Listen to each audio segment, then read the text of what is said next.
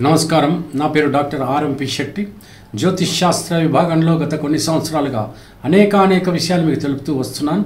మీరు చూస్తున్నారు, అనుసరిస్తున్నారు, లాభపడ్డారు కూడా. ఇప్పుడు నేను చెప్పేటువంటి ఒక ముఖ్యమైనటువంటి విశేషం ఏమిటంటే, జూన్ మాసం 2024 సంవత్సరంలో వృశ్చిక రాశి వారికి అంటే స్కార్పియన్స్కి ఈ మాసం అంతా ఎలా ఉంటుందో ప్రెడిక్షన్స్ ఇస్తున్నాను, జాగ్రత్తగా వినండి. ఇక్కడ మనకు అర్థం అవ్వాల్సింది ఏంటంటే, వృశ్చిక రాశికి అంటే స్కార్పియన్స్కి చతుర్థంలో అంటే 4వ స్థానంలో మరి ఎవరున్నారంటే శనైశ్చరుడు, సాటర్న్ ఉన్నాడు. ఇక్కడ కొంచెం ఇబ్బందికరంగా ఉంటుంది. ఎందుకంటే దీన్ని అర్ధాష్టమ శని అంటారు. అష్టం అంటే 8లో సగం అంటే 4. 4వ స్థానంలో ఎప్పుడైతే శనైశ్చరుడు ఉంటాడో కొంచెం గృహ వాతావరణం బాగుండదు. తల్లి ఆరోగ్యం కొంచెం అంతంత మాత్రంగానే ఉంటుంది. గృహంలో అనేక రకాలైనటువంటి కొంచెం మానసిక సమస్యలు, శారీరక సమస్యలు, చిల్డ్రన్ వల్ల విసుగు, కొంచెం బాధ, ఆ తర్వాత పెద్దల చేత వాళ్ళకి ఆరోగ్యం సరిగ్గా లేకనో మన మెంటల్ డిస్టర్బెన్సెస్ ఇవన్నీ కూడా గృహంలో ఉంటాయి. కొంచెం ఆర్థిక పరిస్థితులు అంత అనుకూలంగా లేక కూడా ఒక్కొక్కసారి ఇబ్బందులు ఉంటాయి. ఒక్కొక్కసారి మన దగ్గర డబ్బు ఉంటే ఎవరో అడిగితే మనం అప్పుగా ఇస్తే అది రికవరీ కాక ఇంతకాలం చాలా ఇబ్బందిగా ఉండేటువంటి పరిస్థితులు కూడా ఉంటాయి. కొంతమందికి కోర్టులో కేసులు ఉంటాయి. దంపతుల మధ్యన, భార్యాభర్తల మధ్యన, దంపతుల మధ్యన కోర్టులలో కనుక కేసులు ఉన్నటువంటి పక్షంలో అవి ఒక కొలిక్కి వచ్చేటువంటి అవకాశాలు మనకు కనపడతాయి. ఇక 5వ స్థానంలో ఎప్పుడైతే రాహు ఉంటాడో ఈ రాహువు కొంచెం సంతానానికి ఇబ్బంది కలిగిస్తాడు. వాళ్ళ వల్ల కొంచెం తల్లిదండ్రులకు ఇబ్బందికరంగా ఉంటుంది. అంటే ముఖ్యంగా ఎవరైతే తల్లిదండ్రులు ఈ యొక్క వృశ్చిక రాశి వాళ్ళు ఉంటారో వాళ్ళ గురించి చెప్తున్నాను. విద్యార్థులు వృశ్చిక రాశి వాళ్ళు ఉంటారు, వాళ్ళకు కూడా కొంత డిస్టర్బెన్స్ కలుగుతుంది. కానీ ఒక్క విషయం ఏంటంటే, మనకి అర్థం అవ్వాల్సిన విషయం, 6వ స్థానంలో కుజుడు ఉన్నాడు. క్రూరగ్రహము క్రూరక్షేత్రంలో ఉన్నటువంటి పక్షంలో శత్రుజయం అనేటువంటి ఉంటుంది. మనతో ఎవడన్నా పెట్టుకున్నాడు అనుకో, జూన్ మాసంలో స్కార్పియన్స్ జయిస్తారు. ఏదైనా కోర్టులలో కేసులు ఉంటే మీరు వెంటనే పూర్తి చేసుకుంటే మీరే గెలిచేటువంటి అవకాశాలు ఎక్కువగా కనపడుతున్నాయి. అయితే ఒక్కటి, మీరు మాత్రం ఎట్టి పరిస్థితులను కోపతాపాలకి తావివ్వద్దు. మీ యొక్క కోపం ఎక్కువైపోతే, మీ యొక్క ఆ యొక్క ఇరిటేషన్ ఎక్కువైపోతే పోగొట్టుకునేది ఎవరు? మీరే. ఇరిటేషన్ ఎక్కువైపోతే ఏమవుతుంది?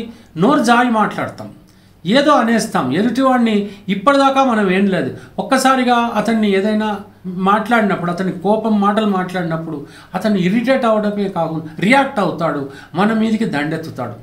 సరే, మీరు జయిస్తారు అనేటువంటి విషయం మీకు తెలిసినా ఆ కొద్ది కాలమైనా గొడవ పడాల్సి వస్తుంది కదా. అందుకని చాలా జాగ్రత్తగా బ్యాలెన్స్డ్గా మీరు ప్రవర్తించినట్టయితే మీరు విజయాలనేటువంటిది పొందేటువంటి అవకాశాలు ఉంటాయి. ప్రొఫెషన్ లైఫ్లో ఉన్నటువంటి వాళ్ళకి ఖచ్చితంగా గౌరవం అనేది, ప్రతిష్ట అనేది దొరుకుతుంది. ప్రొఫెషన్స్ అంటే ఎన్నో ప్రొఫెషన్స్, మొదట్లో ఆ కాలంలో ఏదో ఇంజనీర్ అని, తర్వాత అడ్వకేట్ అని, లేకపోతే డాక్టర్లు అని అనేవాళ్ళు. అలా కాదు, ఇవాళ చాలా ప్రొఫెషన్స్ ఉన్నాయి. ఆ ప్రొఫెషన్ రంగంలో ఉన్నటువంటి వాళ్ళందరూ కూడా మంచి పేరు ప్రతిష్టలతో పాటు ఖచ్చితంగా డబ్బులు బాగానే సంపాదించుకుంటారు. ఏ రకమైనటువంటి ఇబ్బంది కలగదు. ఒకవేళ కోర్టులో కేసులు లేదు, దంపతుల మధ్యన ఏ గొడవ లేదు, బాగుంది అని అనుకుంటే మాత్రం వాళ్ళు పొందే ఆనందం అంతా ఇంత ఉండదు, చాలా బాగుంటుంది. ఇద్దరూ కలిసి విహారయాత్రలకే వెళ్తారా, లేకపోతే పిల్గ్రిమేజెస్కే వెళ్తారా, అద్భుతమైనటువంటి రీతిలో గడిచిపోతుంది. గొడవ మాడితే మాత్రం కోర్టు దాకా పోతుంది. ఎందుకంటే గురువు జ్యుడిషియరీ కారకుడవుతాడు. అంటే జడ్జి ముందుకు వెళ్లాల్సినటువంటి పరిస్థితులు ఏర్పడతాయి. ఈ విషయంలో జాగ్రత్తగా ఉండండి. ఇక 11వ స్థానంలో కేతు ఉన్నాడు. కేతు ఏంటంటే బీద, ఇప్పుడు హ్యాండిక్యాప్డ్ చిల్డ్రన్ ఉంటారు, లేకపోతే బీద వాళ్ళు ఉంటారు, లేకపోతే భగవంతుడి గుళ్ళు గోపురాలు ఉంటాయి. ఇవన్నీ దర్శించడం, వాళ్ళకి తగిన సహాయం చేయటం, ఇవన్నీ చేయగలిగితే ఖచ్చితంగా మీకు ఆ ధర్మం యొక్క ఫలితం అనేటువంటిది కలుగుతుంది. మీరు క్షేమంగా బ్రతికేటువంటి అవకాశాలు ఏర్పడతాయి. అప్పుడే ఆ క్షణమే మీకు ఫలితాలు కలగకపోవచ్చు. మీకు కష్టకాలం వచ్చినప్పుడు అర్థమవుతుంది, నిన్న నేను ఆ పలానా వాడికి సాయం చేసినందుకు ఇవాళ నాకు సహాయం అనేది భగవంతుడు చేశాడు అని మీకు అర్థమైపోతుంది. అంచేత మీరు ఇవాళ సహాయపడితే రేపు మీకు భగవంతుడు కష్టకాలం వచ్చినప్పుడు సహాయపడతాడు.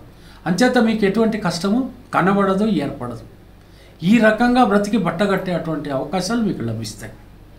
ఇక చలనచిత్ర రంగంలో ఉన్నటువంటి వాళ్లకు అద్భుతమైనటువంటి ఫలితాలు కలుగుతాయి.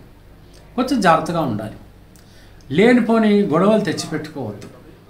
ఒక రకంగా సామరస్య భావంతో, ఇంగిత జ్ఞానంతో వ్యాపారాలు చలనచిత్ర రంగంలో చేసుకున్నట్టయితే ఏ ఇబ్బంది మీకు ఉండదు.